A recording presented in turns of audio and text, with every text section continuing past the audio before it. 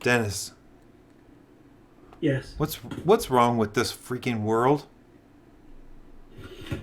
Sadly, postmodernism.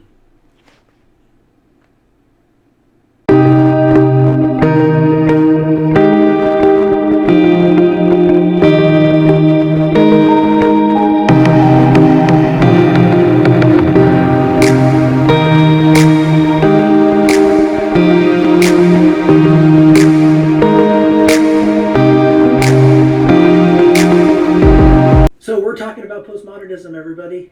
So yay, it's here. Yay. So we should do the whole talk in a totally disjointed, and maybe even start from the back and then go to the Yeah. middle and then go to the three quarters and then go to some other topic and then come back. Yeah. Maybe we should talk about it that way. And then maybe we could do it some in different languages or maybe in reverse language. I like it. I like it. Make up our own language. People have to decipher because we create our own reality, right? That's right. You got to make life interesting and novel and cool and think Yeah. outside the box. Yeah. Because yuck, science and history and everything, Ugh. logic. Ugh. Ugh. Oppressive Okay, logic. so let's talk about the origins of postmodernism and why it happened the way it did and what it was a reaction to. So, Matthew, can you tell us where postmodernism came from and what is a reaction to? Yeah, well, as you said, postmodernism is a reaction. It's a reaction to modernism. And modernism was birthed out of the Enlightenment. Enlightenment focused on things like the perfectibility of human nature. It focused on things like the universality of reason and its not only its universality but its practical import and application.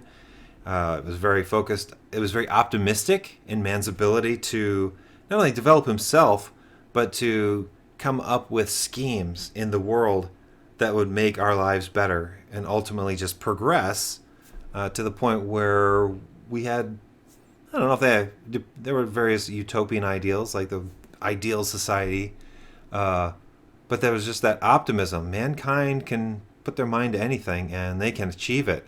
And they can achieve it through rigorous reasoning and empirical observation and testing and that sort of thing.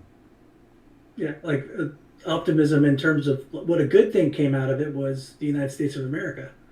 It's a modern democracy, a constitutional republic. Views that were expressed for Thomas Jefferson were those that were born out of the Enlightenment. That we can move beyond our base, rash understanding of might meets right or makes right, and we can live as civilized human beings underneath a modern constitution and democracy. So that's a positive thing. Mm-hmm. It's a good thing, and we're living in that right now. But there are also some negative outcomes from modernism. So Right. let's talk about some of those. Yeah, so a big part of the reason why postmodernism came about is because they saw certain really bad things, like you're talking about, as the result of modernism. And those really bad things are at least include World War I and World War II.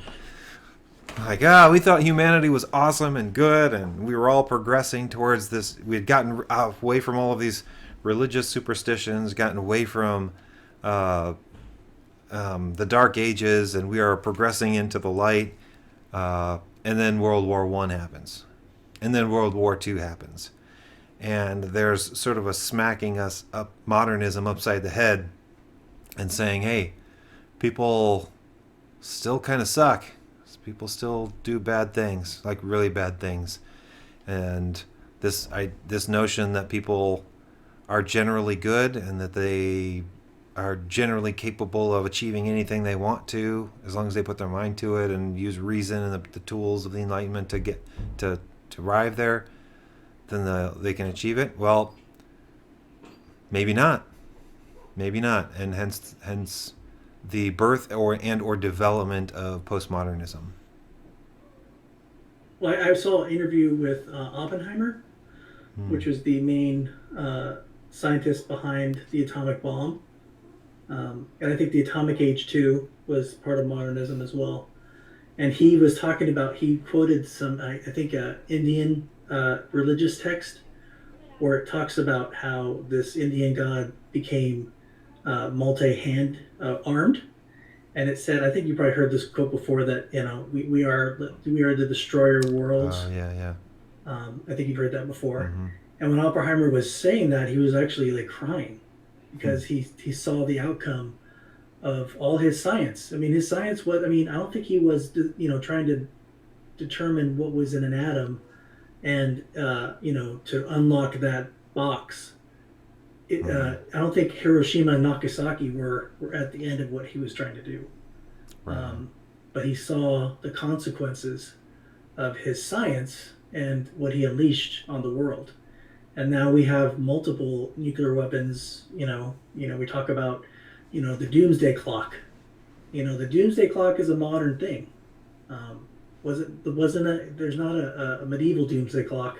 Uh, so yeah, there's a very strong negative, um, lot of negative consequences from modernism. So, Right. And but you were saying postmodernism reacts to that.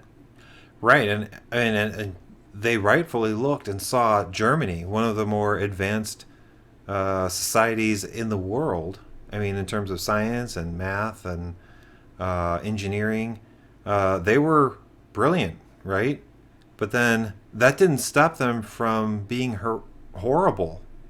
That didn't stop them from killing millions and millions of people.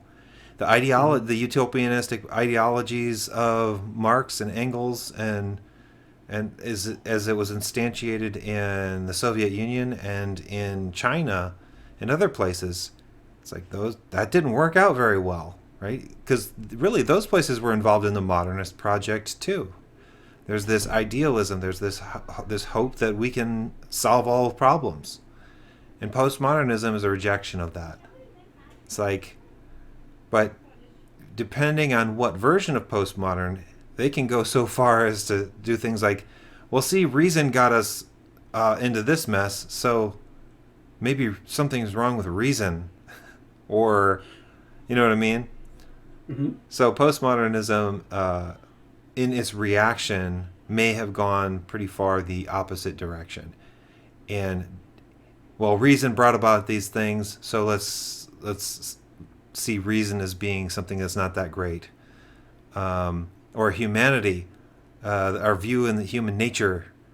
Uh, we saw ourselves as being so great. Maybe we're just not at all that great at all. So yeah. Anyway. Yeah. And let's see, it said too that also modernism, I think, brought about, like I said, the scientific revolution, and also we see a lot of, the emergence of atheism tied to modernism, and I would posit that a lot of the views on metaphysical purpose and metaphysical, that life has meaning beyond just Mm. our own here and now. I think that also comes out of modernism, is that we can't we all are meat puppets that are that are going through the universe along with it, and then all our goals, all our aspirations, all our loves, everything that we hope to accomplish will ultimately be for nothing, and we'll all die at the end of the universe in the heat death. So that also, I think, is a byproduct of modernism, um, that I think postmodernism is trying to handle. If all we have are these individual little lives, then how can we make the best out of them? That's also what I think they're trying to do. Yeah, and they want to get rid of objective meaning with a capital M. Postmodernism, that is, wants to get rid of that and replace it with individual meanings. Right? You create your own. You may say you create your own meaning. There is no big M meaning that ever cosmic meaning. There is no Yeah. cosmic morality, some objective morality, because modernism is actually, interestingly enough, they did believe in that stuff. Secular humanism is a very interesting instantiation of modernism, and it wanted to set up some kind of objective system of right and wrong, and live by that. Whereas postmodernism tends to want to reject that. It wants to reject anything that it sees as potentially repressive, and it wants to do it sees maybe modernism as this static block that's not very creative. They maybe they almost see modernists as like computers and not real full human beings with all the subtle nuances and differences and creative outlets and things like that, right?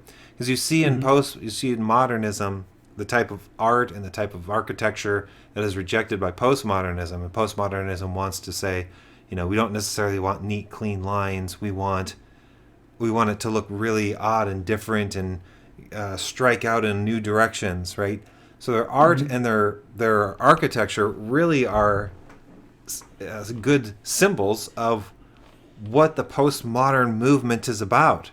It's this strike out in a novel way, right? And explore this and explore the contours of this rather than we have this clear, rigorous, uh, clearly defined scientific method that we know exhaustively, and that will eventually lead us to know everything that we want to know or need to know.